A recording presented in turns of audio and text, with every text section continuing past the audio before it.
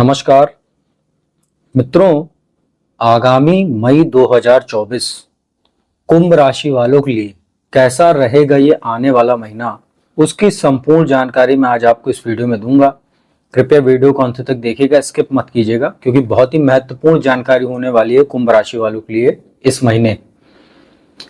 मित्रों, इस महीने जो कुंभ राशि के लिए राशिफल होगा, उससे पहले आपको ग्रहों की जानकारी दे देते हैं।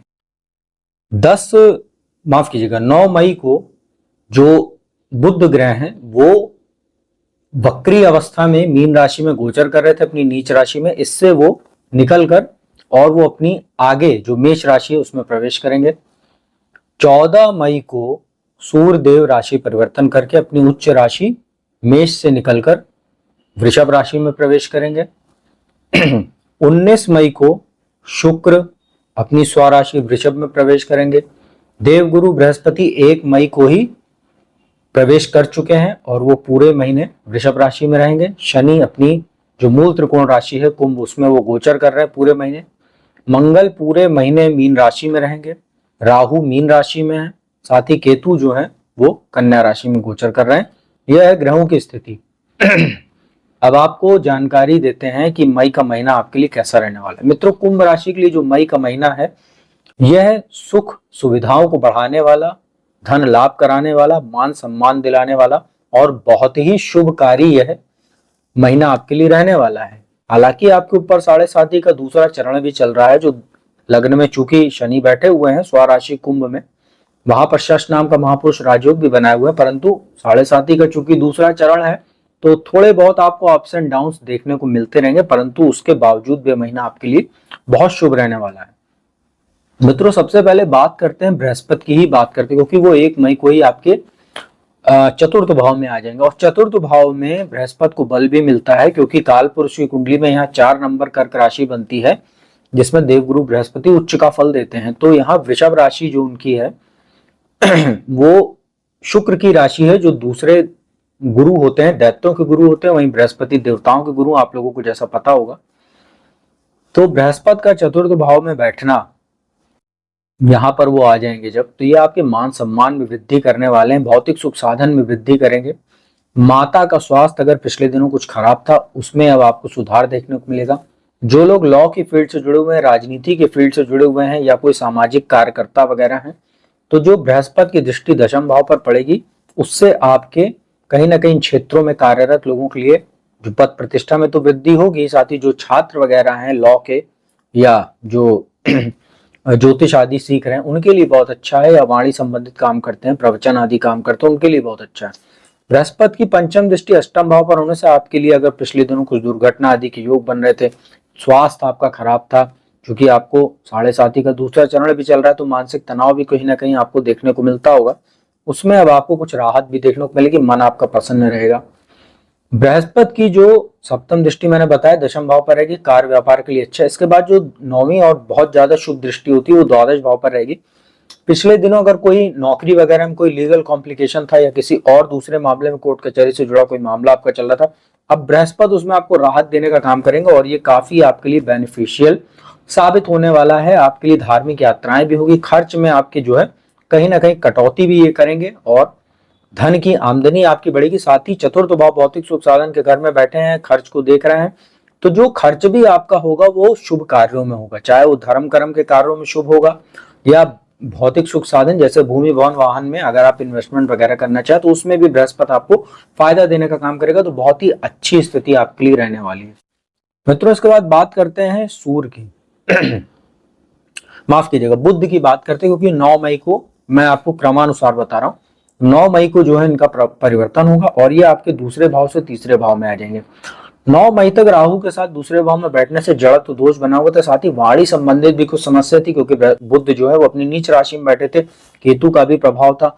परिवार में कुछ मानसिक तनाव हो सकता है, आपके कटु वचनों की वजह से, आपके कुछ गलत व्यवहार की वजह से। तो ये सब चीजों में अब आपको 9 मई के बाद से राहत देखने को मिलेगी। साथ ही पैतृक संपत्ति से जुड़ा कोई मामला था, उसमें कुछ समस्या आ रही थी, उसमें भी आपको राहत मिल सकती है। बुध का भाग्य स्थान देखेंगे वो तीसरे भाव में बैठ के, और भाग्य स्थान को देखेंगे तो आपके लिए मैनेजमेंट, बैंकिंग, फाइनेंस सेक्टर जुड़े हुए छात्रों के लिए अच्छा समय रहेगा। साथ ही अगर उच्च शिक्षा के लिए जैसे बीबीए वगैरह की, एमबीए करना चाह रहे हैं, होटल मैनेजमेंट वगैरह करना चाह रहे हैं, सीए सीएस करना चाह रहे हैं, इन सब चीजों की तैयारी कर रहे हैं तो छात्रों के लिए तो अच्छे। साथ ही जो छात्र पढ़ाई कर चुके हैं और नौकरी तलाश रहे हैं इन क्षेत्रों में, उनको नौकरी आदि में भी भाग्यवश बुध साथ देने वाले हैं। तो बहुत अच्छी स्थिति है। पिता का भी आपको बुध कहीं ना कहीं सहयोग दिलाने वाले रहेंगे। छोटे भाई बहनों के साथ संबंध पूरे महीने आपके अच्छे रहेंगे 9 मई के बाद से, और दोस्तों का भी सहयोग मिलेगा और लाभदायक यात्राएं भी बुध आपकी कराएंगे।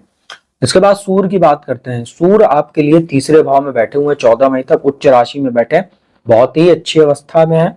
9 मई से और 14 मई तक बुध और सूर्य का बुधादित्य राजयोग भी रहेगा, तो बहुत अच्छी स्थिति आपके लिए। पराक्रम, साहस, पुरुषार्थ में आपकी वृद्धि लगातार बनी हुई। 14 मई के बाद चतुर्थ भाव में आ जाएंगे, यहाँ पर बृहस्पति के साथ उनकी युति होगी, तो आपके ज्ञान में वृद्धि होगी। राजनीति के क्षेत्र से जुड़े हुए जो लोग हैं या कोई ऐसा कार्य करते हैं जिसमें सीधा जनता से आपका जुड़ा है, तो जनता में आपकी लोकप्रियता बढ़ेगी। ज्ञान वर्धक ये योग रहेगा, बहुत जबरदस्त मान सम्मान आपका बढ़ने वाला है, क्योंकि सूर्य और बृहस्पति का जो योग माना जाता है यह व्यक्ति की लोकप्रियता में जबरदस्त वृद्धि करता है, ज्ञान वृद्धि में जबरदस्त वृद्धि करता है। तो जो लोग भी राजनीति के क्षेत्र से जुड़े हुए हैं, इस दौरान अगर आप चुनाव वगैरह लड़ने जा रहे हैं, इसमें एक फायदेमंद चीज और रहेगी, जब 19 मई को शुक्र का भी आगमन होगा चतुर्थ भाव में, वहां से लेके, चूंकि अभी लोकसभा के चुनाव भी चल रहा है, कुछ राज्यों में चुनाव, विधानसभा चुनाव भी साथ में हो रहे हैं, तो जो लोग चुनाव लड़ने जा रहे हैं उनके कुंडली में अगर जन्म से यही योग है, गोचर में अगर यही स्थिति चल रही है, तो आप लोगों का चुनाव जीतना तय है। और टिकट वगैरह अगर चाह रहे हैं तो वो भी आपको मिल सकता है, और आपके पद प्रतिष्ठा प्रमोशन में वृद्धि होगी, नया नया नेतृत्व आपको मिलेगा।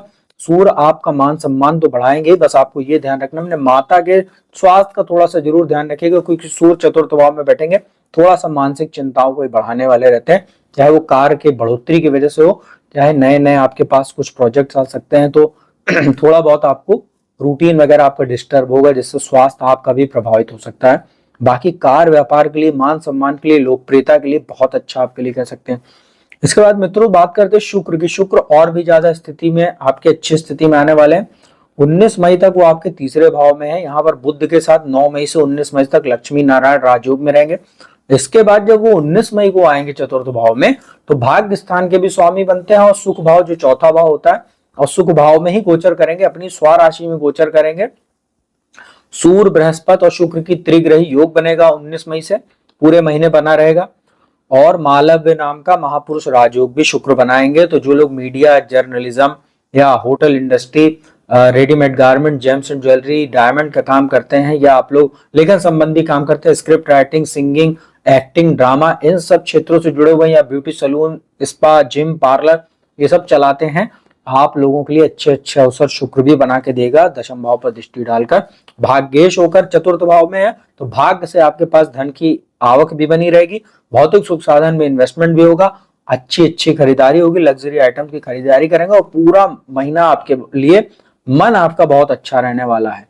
वहीं शनि की बात कर लेते हैं। लग्न में बैठे हुए हैं, 7.5 का मध्यम चरण जरूर है, परंतु यहाँ पर शनि भी आपके बल में वृद्धि कर रहे हैं, मान सम्मान बढ़ रहा है। बस थोड़ा सा अपने स्वास्थ्य का ध्यान रखिएगा, क्योंकि लग्न में शनि बैठते हैं, कार्यों में थोड़ा सा अवरोध पैदा करते हैं, तो व्यक्ति का धैर्य जवाब देता है कभी कभी, जिससे मानसिक चिंताएं, मानसिक तनाव बढ़ता है, तो आपको इससे जरूर बचना है। अभी मैं अंत में आपको उपाय भी बताऊंगा।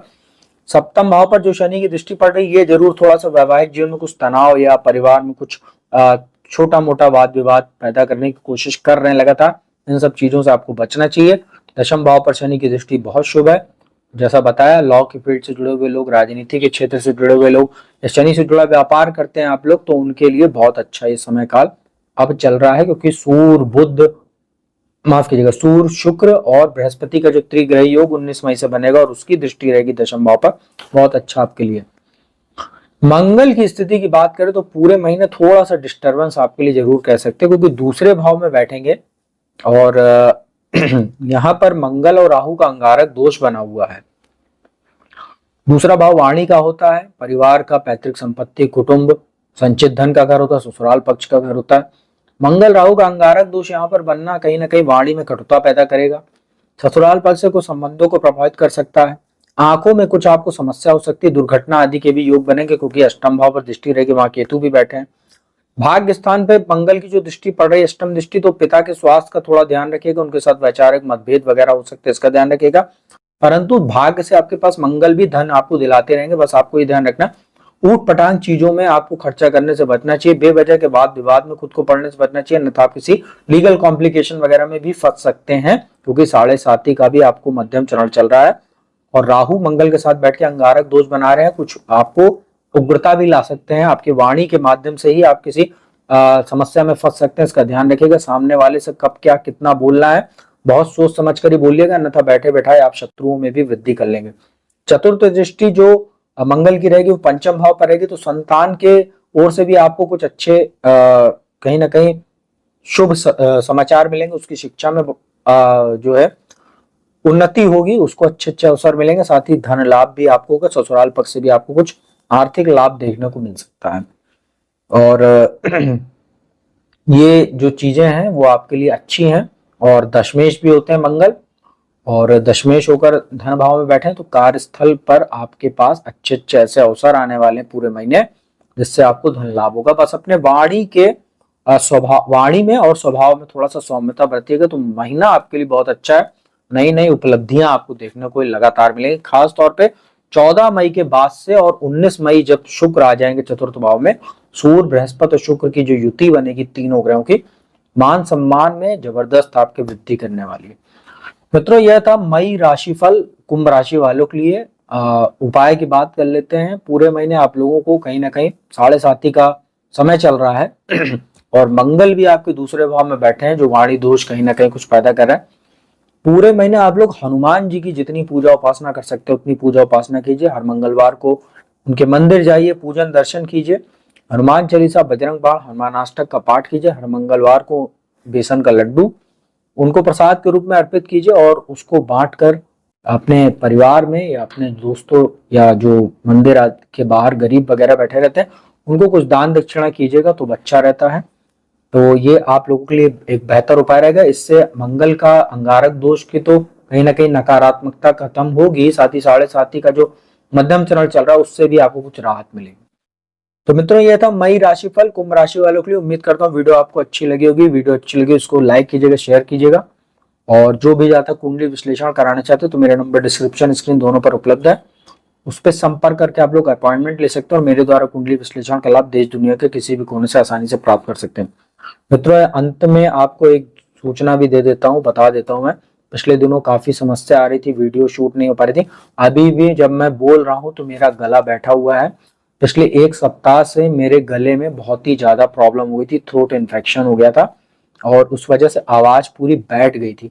आज भी बोलने में बहुत समस्या हो रही, लेकिन चूंकि वीडियो बनाना था किसी प्रकार से, आज आप लोगों के लिए ये वीडियो मैं शूट कर रहा हूँ। लेकिन अभी भी बहुत प्रॉब्लम है, मुझे 2 से 3 दिन अभी भी लगेगा गला मेरा सही होने में, तो मैंने सोचा आपको ये बता दूं तो बेहतर रहेगा। तो अब मैं अपने वाणी को यहीं विराम देता हूँ। अगली वीडियो में आपको किसी नए विषय के साथ जल्दी मिलूंगा। तब तक के लिए ओम नमः शिवाय।